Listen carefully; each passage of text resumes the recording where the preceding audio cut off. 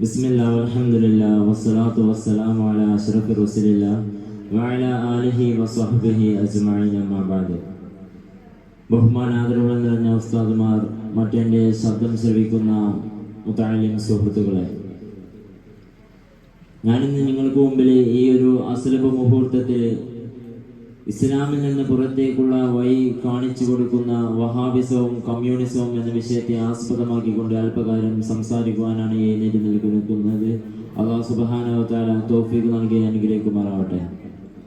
പ്രിയമുള്ളവരെ, നമുക്കറിയാം, മഹാനായ മുത്തനബി മുഹമ്മദ് മുസ്തഫ സല്ലല്ലാഹു അലൈഹി വസല്ലം തങ്ങളെ 1400 വർഷങ്ങൾക്ക് മുമ്പ് നിബിതങ്ങൾ മുഖേന നമ്മളിലേക്ക് എത്തിച്ചേർന്നതായ ഇസ്ലാം മതം ഇന്ന് ലോകത്തിന്റെ നാനാഭാഗങ്ങളിലും വളരെയധികം വ്യാപകമായി കൊണ്ട് പ്രചാരണം നേടിക്കൊണ്ട് ഇസ്ലാം മതം ഉന്നതിയിൽ നിന്ന് ഉന്നതിയിലേക്ക് ഉയർന്നുകൊണ്ടിരിക്കുകയാണ്. ദിനേന ഇസ്ലാം മതത്തിലേക്ക് ധാരാളം ആളുകൾ ആഗമനം ചെയ്തുകൊണ്ടിരിക്കുകയാണ്. ഇത്തരത്തിലുള്ളതായ ഇസ്ലാം മതത്തിന്റെ ഈ ഒരു ഊർജിതമായ ഉയർച്ച നേരിട്ടുകൊണ്ടിരിക്കുന്നതായ ഈ ഒരു സന്ദർഭത്തിലും ഇസ്ലാം മതത്തിൽപ്പെട്ടതായ ആളുകൾ തന്നെ ഇസ്ലാം മതത്തിലുള്ള ആളുകളെ പുറത്താക്കുന്നതായ ഒരു ജോലിയിൽ ഏർപ്പെട്ടുകൊണ്ടിരിക്കുകയാണ്. നമുക്കെല്ലാം സുപരിചിതമായ വഹാബികൾ, അല്ലെങ്കിൽ ബിദ്അഈ പ്രസ്ഥാനത്തിലുള്ളതായ മുജാഹിദ് പോലത്തതായ കൂട്ടര്. നമുക്കറിയാം, അഹ്ലുസുന്നത്തി വൽ ജമാഅത്തിനെ, നബി സല്ലല്ലാഹു അലൈഹി വസല്ലം തങ്ങളുടെ സുന്നത്തിനെ അതുപ്രകാരം മുറുകെ പിടിക്കുന്നതായ അഹ്ലുസുന്നത്തി വൽ ജമാഅത്തിന് നേരെ എതിരുള്ളതായ കക്ഷികളാണ് വഹാബിസം അല്ലെങ്കിൽ ബിദ്അഈ പ്രസ്ഥാനങ്ങൾ എന്നുള്ളത്.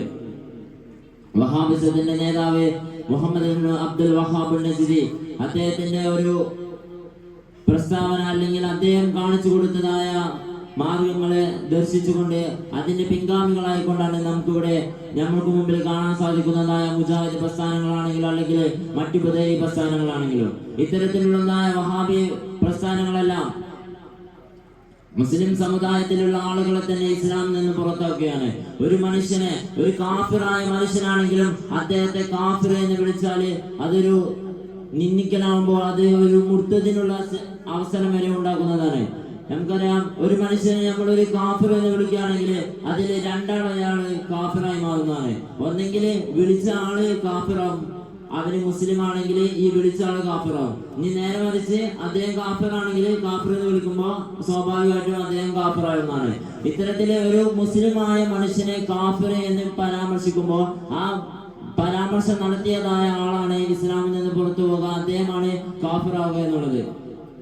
നമുക്കറിയാം, വഹാബിസം തൊട്ടതിനും തൊടുന്നതിനുമെല്ലാം മുസ്ലിം സമുദായത്തിലെ സുന്നത്ത് വൽ ജമാഅത്തിന്റെ ആളുകളെ കുഫ്ർ കൊണ്ട് വിധിക്കുന്നതായ ഒരു കൂട്ടരാണ് ഈ വഹാബികൾ എന്ന് പറയുന്നത്.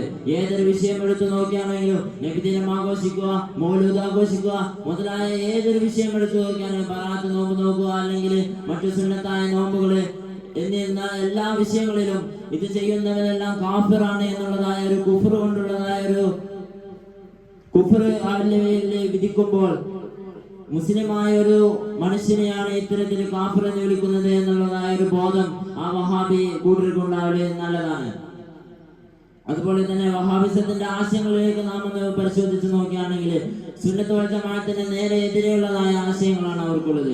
തന്റെ മാതാപിതാക്കൾ മരണപ്പെട്ടാലും അവർക്ക് അവരുടെ ഖബറിൽ ചെന്നുകൊണ്ട് അവർക്ക് വേണ്ടി ഒന്ന് ദുആ ചെയ്യുക എന്നുള്ളതായ ഒരു ബോധം അല്ലെങ്കിൽ അതൊന്നും അവർക്ക് ഉണ്ടാവുന്നതല്ല. നമുക്കറിയാം, നബി സല്ലല്ലാഹു അലൈഹി വസല്ലം തങ്ങൾ തന്നെ പറഞ്ഞിട്ടുണ്ട്, നമ്മുടെ ദുആയില് മാതാപിതാക്കളെ ഉൾപ്പെടുത്തണം, അവർക്ക് വേണ്ടിയുള്ളതായ ദുആ നമ്മൾ നടത്തണമെന്ന് പറയുമ്പോൾ അത് ജീവിത കാലഘട്ടത്തിൽ മാത്രമല്ല, അവർക്ക് മരണത്തിന് ശേഷവും അവർക്ക് വേണ്ടി ദുആ ചെയ്യാമെന്നുള്ളത് നമുക്ക് അതിൽ നിന്ന് മനസ്സിലാക്കാൻ സാധിക്കുന്നതാണ്. അല്ലാതെ ജീവിച്ചിരിക്കുന്നതായ കാലഘട്ടത്തിൽ മാത്രമേ അവർക്ക് ദുആ ചെയ്യാൻ പാടുള്ളൂ എന്നൊന്നും നബി സല്ലല്ലാഹു അലൈഹി വസല്ലം തങ്ങൾ നമ്മൾക്ക് പഠിപ്പിച്ചു തന്നിട്ടില്ല. മറിച്ച് അവരുടെ ഏതൊരു ജീവിത കാലഘട്ടമാണെങ്കിലും മരണ കാലഘട്ടത്തിലാണെങ്കിലും മാതാപിതാക്കൾക്ക് വേണ്ടി നമുക്ക് ദുആ ചെയ്യാൻ സാധിക്കുന്നതാണ്. വഹാബികളെ നോക്കുകയാണെങ്കിൽ അവരിൽ നിന്ന് അവരുടെ മാതാപിതാക്കൾ ആരെങ്കിലും മരണപ്പെടുകയാണെങ്കിൽ ഒന്ന് ഖബർ കുഴിച്ച് അവരെ മറമാടിയതിനു ശേഷം ആ ഖബർസ്ഥാനിലേക്ക് തിരിഞ്ഞു നോക്കാത്തതായ ഒരു കൂട്ടരാണ് വഹാബിസം എന്ന് പറയുന്നത്. ഇത്തരത്തില് അഹ്ലുസുന്നത്തി വൽ ജമാഅത്തിന്റെ അല്ലെങ്കിൽ നബി സല്ലല്ലാഹു അലൈഹി വസല്ലം തങ്ങൾ നമുക്ക് കാണിച്ചു തന്നതായ അവിടുത്തെ സുന്നത്തിനെ, അവിടുത്തെ ചര്യയെ അതിന് നേരെ എതിരെയുള്ളതായ കാഴ്ചപ്പാടുകളാണ് വഹാബിസം നമുക്ക് മുമ്പിലൂടെ കാണിച്ചു തരുന്നത്. ഇത്തരത്തിലുള്ള ചീത്ത ചിന്താഗതികളെ ആളുകളിലേക്ക് ഇൻജക്ട് ചെയ്തുകൊണ്ട് ആളുകളെ ഇസ്ലാം മതത്തിൽ നിന്ന് പുറത്തേക്ക് തള്ളിക്കുന്നതായ ഒരു സമ്പ്രദായമാണ് വഹാബിസം നടത്തിക്കൊണ്ടിരിക്കുന്നത്. കമ്മ്യൂണിസത്തിലേക്ക് നോക്കുകയാണെങ്കിൽ നമുക്കറിയാം, കമ്മ്യൂണിസം എന്ന് പറയുന്നത്, ഒരു കൂട്ടർ പറയുന്നത് കമ്മ്യൂണിസം എന്ന് പറയുന്നത് മതരഹിത പ്രസ്ഥാനമാണ്, അല്ലെങ്കിൽ മതരഹിത ആശയമാണ് എന്നുള്ളതാണ്. യഥാർത്ഥത്തില് കമ്മ്യൂണിസം എന്ന് പറയുന്നത് മതരഹിത ആശയവുമാണ്. അതിന് പുറമെ മതത്തെ എതിർക്കുന്നതായ, ഒരു മതവുമില്ല എന്നുള്ളതായ ഒരു പ്രസ്ഥാനക്ക് മതവിരുദ്ധ ആശയവുമാണ് കമ്മ്യൂണിസം എന്ന് പറയുന്നത്. മതരഹിത ആശയം എന്ന് പറഞ്ഞാൽ അവർക്ക് യാതൊരു മതവുമില്ല എന്നുള്ളതായ ഒരു ആശയം, അവർക്ക് യാതൊരു മതവുമില്ല. എന്നാൽ മതവിരുദ്ധ എന്ന് പറയുമ്പോൾ ലോകത്തിലെ തന്നെ ഏതൊരു മനുഷ്യർക്കും ഏതൊരു മതവുമില്ല, എല്ലാ മനുഷ്യരും ഒറ്റതാണ്, അവന് ഏതൊരു ദൈവവുമില്ല, അവന് നിയന്ത്രിക്കുന്നതായ യാതൊരു ദൈവവുമില്ല എന്നുള്ളതായ ഒരു ആശയമാണ് മതവിരുദ്ധ ആശയം എന്ന് പറയുന്നത്. ഇത് രണ്ടും ഉൾക്കൊള്ളിച്ചിട്ടുള്ളതാണ് ഈ കമ്മ്യൂണിസം എന്ന് പറയുന്നത്.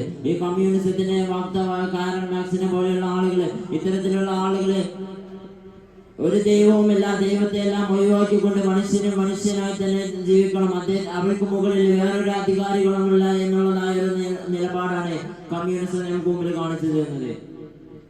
ഇത്തരത്തിലെ വഹാബിസവും കമ്മ്യൂണിസവും മുസ്ലിം സമുദായത്തിനാണ് എതിരെ വളരെയധികം പരാമർശങ്ങൾ നടത്തിക്കൊണ്ട് ഇസ്ലാം മതത്തിൽ നിന്ന് ആളുകളെ പുറത്തേക്കാക്കിക്കൊണ്ടും അതുപോലെ തന്നെ ഇസ്ലാം മതത്തിൽ നിന്ന് ആളുകളെ ഒഴിവാക്കിക്കൊണ്ടുമുള്ളതായ പ്രസ്ഥാനങ്ങൾ നടത്തുമ്പോൾ ഈ കൂട്ടരിൽ നിന്ന് ആരിലാണ് നമുക്ക് കൂടുതൽ ഡേഞ്ചർ, കൂടുതൽ അപകടം എന്നുള്ളതായ ഒരു ചർച്ച നമ്മൾ ചെയ്യുമ്പോൾ ഞാനൊരു ചെറിയ ഉദാഹരണം പറയാം. നമ്മുടെ ചുറ്റുപാടുള്ളതായ നമ്മുടെ നാട്ടില് ഒരു കൊറോണ ബാധിച്ചതായ ഒരു രോഗിയുമുണ്ട്, മറ്റൊരു വീട്ടില് ക്യാൻസർ ബാധിച്ചതായ ഒരു രോഗിയുമുണ്ട്. നമുക്കറിയാം, ഈ ക്യാൻസർ എന്ന് പറയുന്ന രോഗമാണ് കൊറോണയേക്കാൾ ഏറ്റവും വലിയ ഡേഞ്ചർ. അതാണ് മരണത്തിലേക്ക് കൂടുതൽ സ്വാധീനിപ്പിക്കുന്നത്. എന്നാൽ ആ ഒരു ക്യാൻസറിനോട് ഉപമിച്ചുകൊണ്ടാണ് കമ്മ്യൂണിസം എന്ന് പറയുന്നത്. അതാണ് ഏറ്റവും കൂടുതൽ അപകടം. എന്നാൽ ക്യാൻസർ നോക്കുകയാണെങ്കിൽ,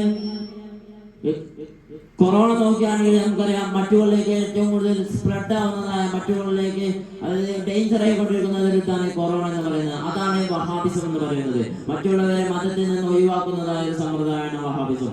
ഈ രണ്ട് ആശയങ്ങളും നമ്മളിൽ നിന്ന് ഒഴിവാക്കിക്കൊണ്ട് നമ്മുടെ ജീവിതത്തെ മുന്നോട്ട് ഗമിക്കണമെന്ന് പറഞ്ഞുകൊണ്ട് ഞാൻ നിർത്തുന്നു. വാഹദവാന അൽഹംദുലില്ലാഹി റബ്ബിൽ ആലമീൻ. അസ്സലാമു അലൈക്കും വറഹ്മത്തുള്ളാഹി.